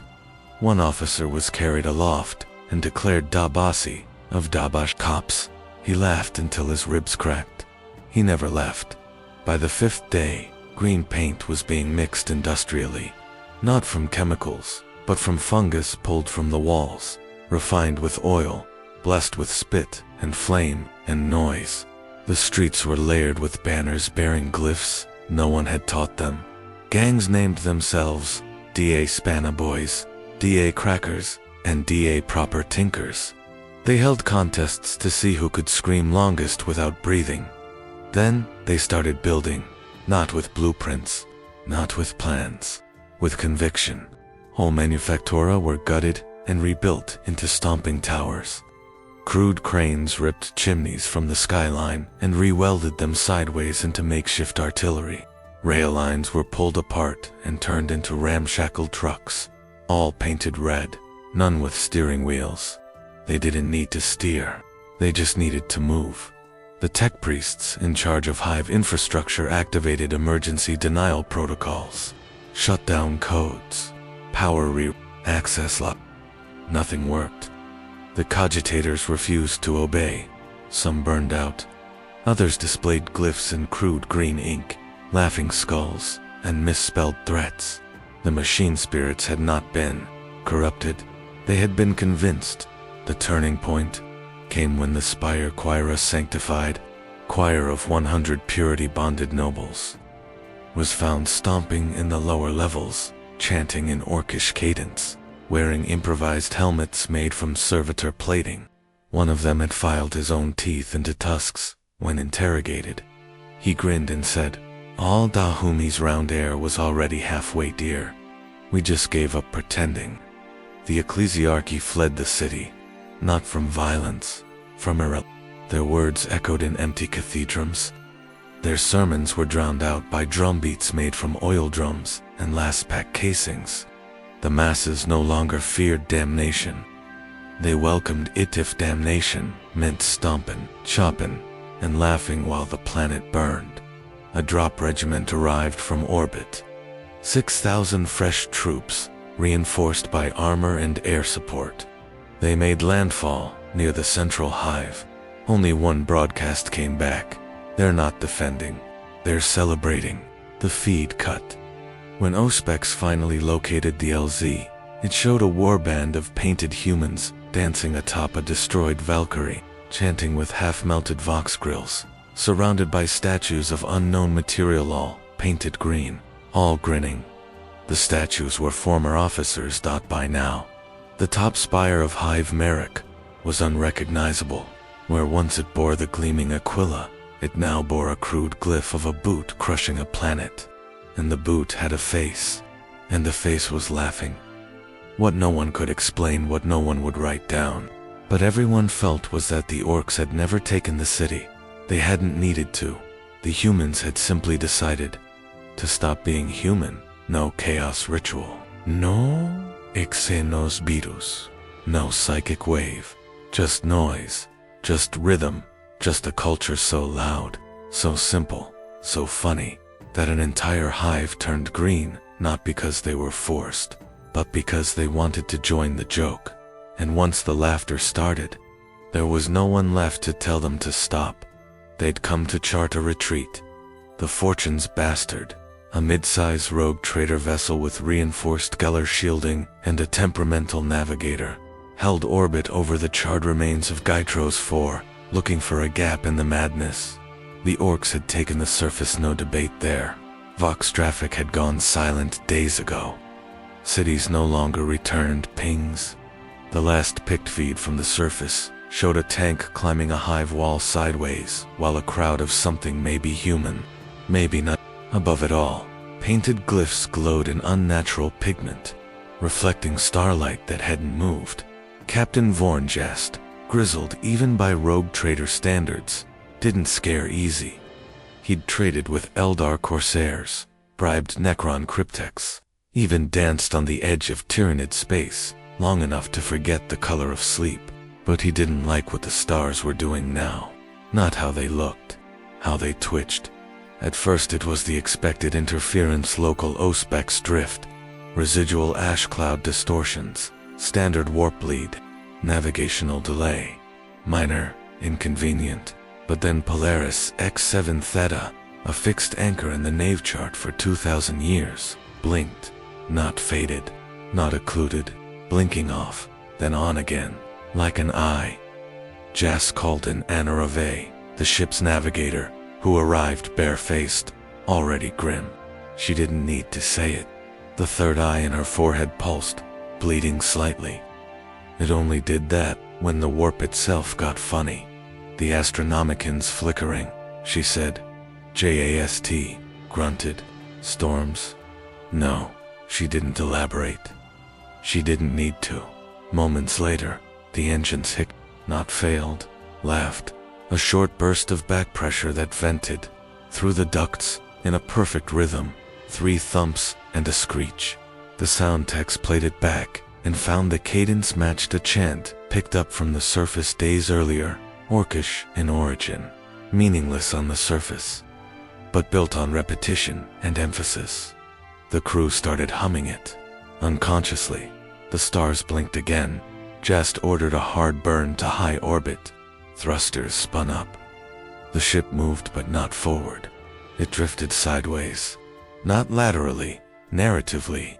The stars shifted around them like curtain folds. Constellations reformed in the wrong places. Celestial anchors turned inward, and an entire quadrant appeared to collapse into a smile-shaped arc, curving around a blank space in the sky, where no planet had ever existed. Anara locked herself in her sanctum and refused to open the door. On deck 17, the astropath began laughing.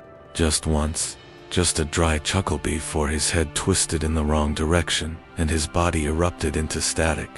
Not fire, not warp flame, static, as if the signal had finally caught up with the speaker and erased everything unnecessary. The Geller field remained stable. Nothing should have happened, but the ship was no longer sure what should meant. Jast pulled all crew from non-critical stations. Maintenance servitors twitched. Vox scribes began writing glyphs that matched the hull art found on Orc warships. Not copies, matches, exact replication. Dozens of unique marks, down to the scar shapes in the painted metal. None of the scribes had ever seen those ships, one young deckhand confessed. I dreamt them, sir. The ships, the symbols? I was in one. It was singing to me. Jast shot him in the head, not out of cruelty, out of instinct. And still, the stars blinked wrong. That night cycle, the hull began to vibrate in rhythm. No source, no impact, just movement. A pulse that came through the deck plates, rising in intensity whenever a crewman laughed, even nervously. One midship officer tripped and dropped a day. The sound it made clackpinthumpoise, echoed seconds later by the warp engine, then again by the Vox tower, then again by the bow plating. A Calandra response, a joke the ship was trying to complete. Anara finally broke radio silence. They're not just war, they're narrative, she said. They don't travel, they arrive. They don't move through the warp, they make the warp want them there. Jess demanded coordinates. She gave him a shape instead, a circle, with teeth. The only way forward, she claimed, was backward. Reverse logic. Fight rhythm with counterbeat. Plot a course in defiance of punchlines. But no one can laugh. If we laugh, we join the story. Jast gave the order. Every monitor muted, every cum line locked. Crew were forbidden from speaking above a whisper. The engine cadence was overwritten with static. Lights were dimmed, breathing was counted, and for 6 hours, the ship crawled through the Orcish orbit without being noticed, until someone, somewhere, snickered. No one could identify who, or why. Just a short, surprised sound. The stars blinked again, and answered, one by one. Every display lit up with Orcish glyphs, not written, drawn in real time, by something watching. The stars outside stopped. Literally, orbital math froze. Thrusters engaged, but had nowhere to push. Time didn't slow it, looped. The crew watched the same drop of condensation fall from the ceiling, again and again, tracing the same arc to the same boot. That's when the chanting began. Not on the ship, outside 1,000 orc voices, perfectly synchronized, singing from nowhere. They weren't in range, they weren't even visible, but they were right there, singing to the sky, singing to reality, singing to themselves. The Fortune's bastard drifted sideways again, then backward, then forward again. In the span of one breath, it passed through 12 contradictory times. One crewman aged 7 years and forgot his name. In the final emergency log, Jast whispered, "We're not stuck. We're on a page. They wrote us here. Every blink is them turning it." Then the transmission cut dot, and above, Gytros 4, where no ship had ever truly been. The stars blinked again. They sent him down with chains on his wrists, not because he needed them, but because the men watching needed to see them. Sanctioned psyker. Mardrol Vask had passed every rite, survived the binding, endured the silent decade beneath Terra's vaults. He had seen demons, spoken with echoes of lost gods. He had scribed prophecy in his own blood, and walked clean through warp fire without blinking. But what waited on Grolax Secundus was something else. Not demon, not Xenos, just orcs. And yet, command insisted. The orcs had stopped advancing, not fled, just paused. They had dug trenches in open fields, then abandoned them, built towers out of tank wreckage, then danced around them until the towers collapsed. Vox traffic picked up chants without words, percussion without intent. One warband had constructed a cannon that only fired fruit. The fruit exploded anyway. The Inquisition wanted answers. Waaagh was the answer they sent. He stepped from the shuttle alone, breath fogging against a sky that shouldn't have been cold. The orc camp lay ahead, pulsing with sound. No walls, no guards, just movement. Bodhies circling bonfires, machines shrieking songs from engines, paint still wet, banners still fluttering, glyphs redrawing themselves mid-battle. He walked forward, and they let him. Not one gun was raised. Not one challenge was issued. The orcs stared, wide-eyed, grinning. Some laughed. One offered him a dented mug. Another tied a red cloth around his ankle. Then they stepped back, clearing space, forming a circle. Not in hostility, in welcome. He sat and they began. Not speech, not ritual, just noise, stomping, clapping. 100 rhythms layered atop one another, then aligned. The moment they did, Vaagh's eyes rolled white. The warp opened, not in rift or flame, but in laughter. And through it, he saw, not individuals, not minds, a shape vast, crude, impossible, a storm made of fists and fire, not forming from the orcs, but made of them, not bound by the warp, not defined by it, a collective, a chorus, not a hive mind, something worse, something simpler, a single mood, blooming through millions of throats. It did not want to conquer, it did not need to rule, it wanted to play, but its games were made of war, and the stakes didn't exist. There was no victory, no loss, only turns, only beats.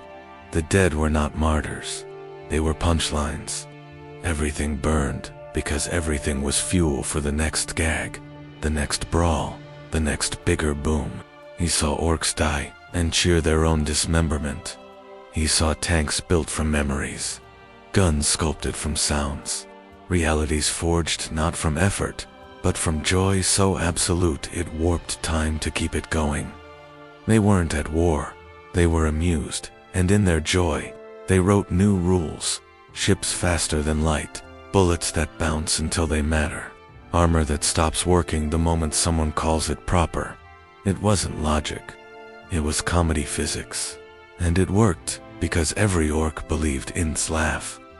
Believed so hard the galaxy joined in.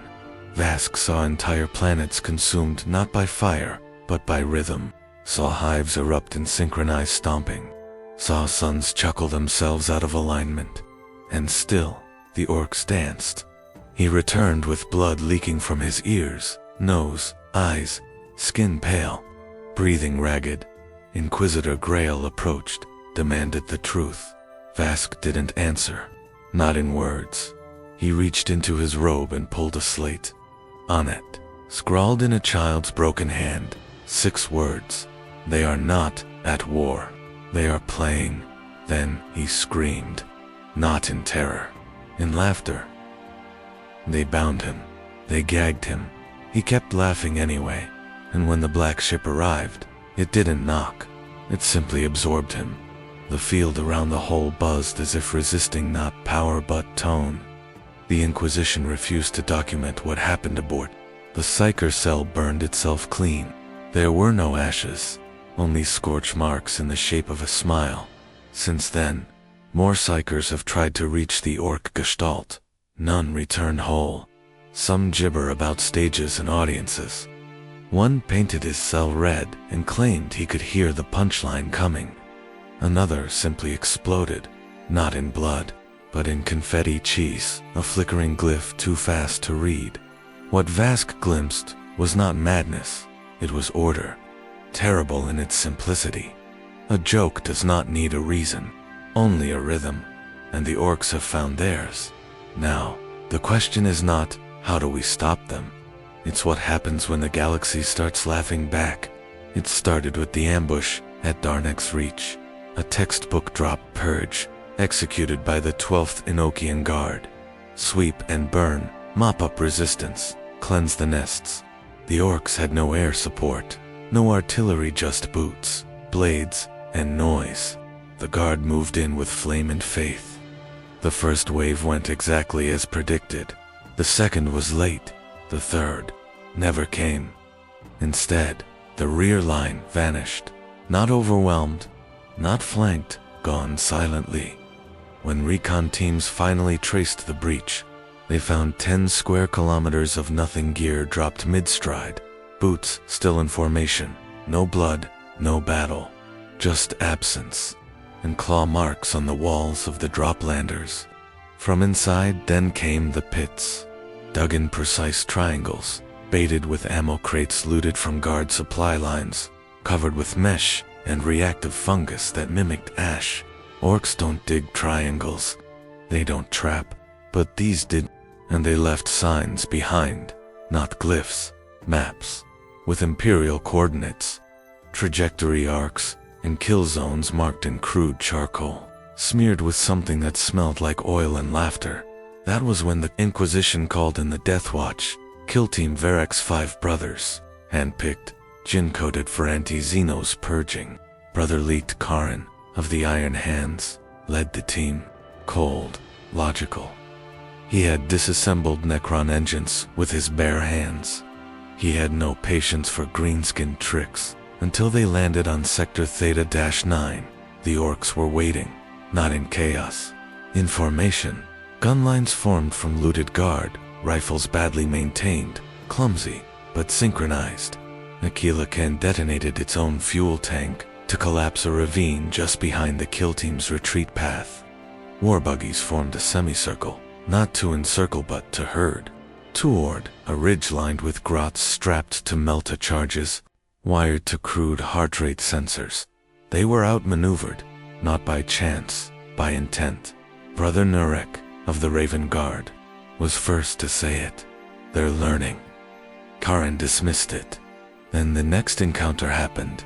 Orcs using voxed, not silenced, broadcasting loops of Imperial combat banter over open channels to jam communications. They mimicked voices, copied kill codes. One even sang an ecclesiarchal hymn as it gunned down a squad of sisters through cathedral ruins. Off-key, but passable. Varrex's pushed deeper. They began to see patterns. Orc forces, responding to command cadence. Units peeling off in perfect flanking maneuvers, covering fire, pincer formations. They even left wounded behind, not to die, but to lure medics. Brother Tariva, ultramarine veteran of 17 crusades, knelt in a bunker and whispered something that should not have left his lips. They're using tactics. But orcs don't do tactics. They don't, unless something else is watching. They pushed toward the center, the heart of the anomaly, a scrap mountain piled with broken tanks, war gear, and bones shaped into a crude imitation of an Imperial command spire.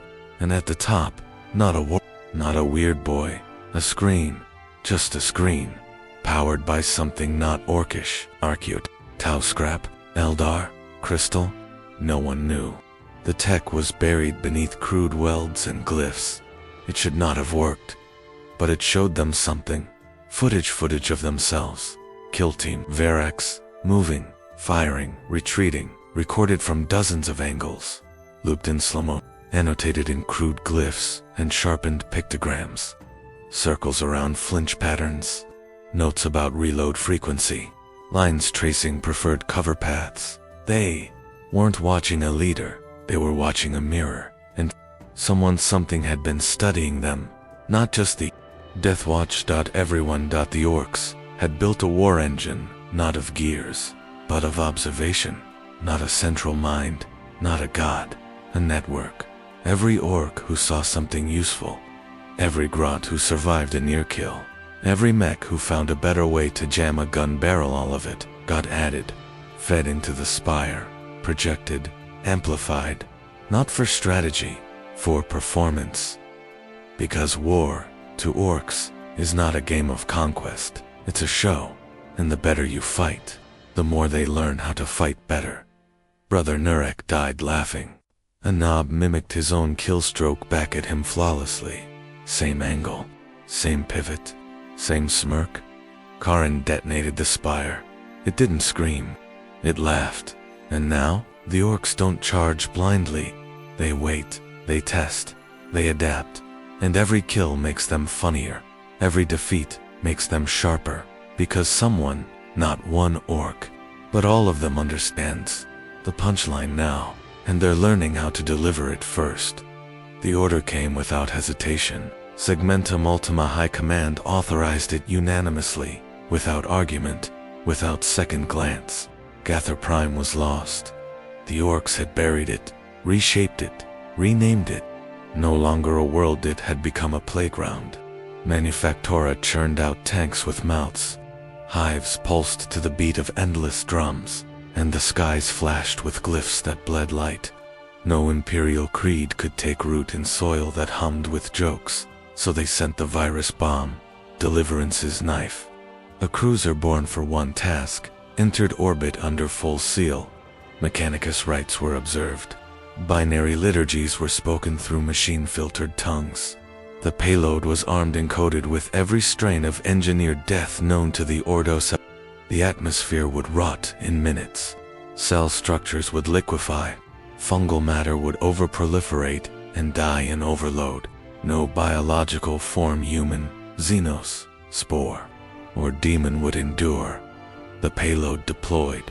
Descent was flawless, and the orcs saw it coming. They didn't run. They didn't fire. They cheered. From every hive spire, every looted cannon tower, every teetering red-painted war, they raised their arms and roared as the cloud came down, like a gift, like a party. Then the screaming started, but not theirs. The cloud struck ground. It swirled with precision. Sensors recorded the breakdown at a molecular level. The atmosphere folded into ash. The grass boiled in its roots. Water screamed into vapor, laced with metal. The Mechanicus cheered. But the orcs didn't die. They danced. Some began coughing, then giggling, then rolling on the ground, slapping their bellies, wheezing through green, gas-choked lungs. Their skin blistered, then hardened. Their eyes watered, then gleamed. One tore his own fingernail off and shouted, "Oi, look it, me fingers faster now," before jamming it back in, and the laughter spread. It echoed, not through the air, through the bomb. The payload casing vibrated. Glyphs appeared where there had been none, scratched into the alloy. Impossible to form, impossible to exist. The chemical code began to rewrite itself in the data feed, not corrupted, rewritten. Its strain no longer coded as a death agent. It was now labeled, funny gas, from orbit. Deliverance's knife tried to adjust the second payload. Thermo purge, no survivors, no risk. But the crew was laughing too hard to follow through. It started with a junior tech officer. He giggled when the orcs waved at the pic. He couldn't explain it. Just funny, he said. Then the laughter caught in his throat, and he vomited vox-static. The captain executed him, then began chuckling mid. His final words were, "Guess they got us too." Back on the surface, the orcs had gathered around the crater. The core of the bomb lay there, still glowing, still hissing. A mech poked it with a stick. It sparked. Everyone laughed. Then they carried it through the streets like a holy relic. Everywhere it went, the ground warped slightly. Not cracked, not melted, just tilted, as if the world itself wanted to lean in to hear the punchline. By the time a second Exterminatus-class vessel arrived, the first had been repainted red. Its hull covered in smiling skulls and repurposed missile tubes that now fired confetti, not actual confetti, just acted like confetti when fired. There were no survivors. The second ship's Commander Lord Admiral Kassan stood in silence. As his crew delivered the final report, he read every line twice. The atmosphere was still toxic, the soil uninhabitable, and yet the orcs were thriving, not despite the weapon, because of it. In his private log, Kassan wrote, "The worst weapon is one they can enjoy." The virus bomb gave them something new to laugh at. It gave them a joke, a novelty, a toy. It made them stronger, not weaker. It made them funnier. And that's when it clicked. Fear was the weapon. Fear was the payload. And orcs don't feel it. Not the way we do. Not the way it spreads through human ranks, cold and wet, turning orders into hesitation and retreat into collapse. Orcs inhale fear the way they inhale smoke from wreckage, from fire, from the stupid things they build themselves. And when they do, they laugh, they grow. Because the only thing worse than fighting an enemy who doesn't fear you is fighting one who wants you to be afraid. So the punchline hits harder. The virus didn't fail because of resistance. It failed because the orcs liked it, and no enemy has a defense against joy. Especially when the joy comes from watching you try to kill them. I file this report not from a war zone, nor a librarium, nor a cell within the bastions of the Ordo Xenos. I write from the belly of a vessel that no longer moves, suspended in a silence that isn't silence. The Vox systems hum, not with transmission, but with something waiting to speak. The ship no longer obeys, it listens, and I, Inquisitor Valine Tur, bearer of Sigil Prime and the Emperor's mandate, have come to a conclusion that cannot be written in the Lex Imperialis. This is not a Waaagh, this is gravity. The orcs do not arrive, they emerge, like mold, like laughter, like momentum. They are not a horde that moves, they are a tide that collects, across systems, through belief. Not theirs, ours, because what I've found, buried between broken astropathic logs and corrupted black ship fragments, is not a campaign. It is not a crusade. It is a rhythm, a resonance, a hum that aligns, not to logic, not to strategy, but to persistence. There is no central command, no supreme warboss directing the stars. The coordination we assumed came from brute mimicry, but now, from this orbitless shell drifting near the Gather expanse, I see it for what it is, a harmonic, not sound, not signal, but agreement. When enough orcs gather, they become more than number, more than force. They become inevitable. Their technology functions not by blueprint, but by expectation. Their ships fly not through engine thrust, but through the certainty that red moves faster. Their bullets kill, because they are believed to kill. Their machines do not walk, they remember walking. We believed the Waaagh to be a rising tide, but it is not an increase. It is activation. Once it begins, it does not end. Worlds are not conquered, they are shifted, tilted subtly into a new orbit, where the laws of engagement fail to apply, where battle doctrine erodes, where prayers return unanswered, not out of refusal, but confusion. Even the God Emperor, it seems, cannot fully reach a place laughing too loudly to listen. The Black Templars say, faith is a wall. I now say laughter is a solvent. I watched a system collapse without a single orbital fired, simply by volume, not of numbers, but of noise. The orcs landed on Brontes 4, but there was no siege, no gunfire. They arrived and began building. The population joined, not out of corruption, not through sorcery, but through participation. The Waaagh was not something that happened to them. It was something they entered. I have seen a hive city rename itself in glyphs. I have seen servitors reprogrammed by sound. I have seen a psyker's third eye bleed joy and draw a smiling face and warp fire. What we called contagion is not biological. It is not psychic. It is not memetic. It is frictionless. It rolls forward, not because it conquers, but because it ignores resistance. There is no stalemate, no ceasefire, because there is no goal. We assumed they wanted planets, weapons, resources, but the orcs do not want to.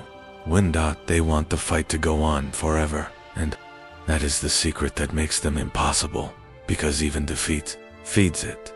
When we lose, they laugh. When we win, they laugh harder. When we kill them, they come back louder. When we run, they chase with songs. I have cross-referenced over 4,000 Waaagh designations across 12 segmentations.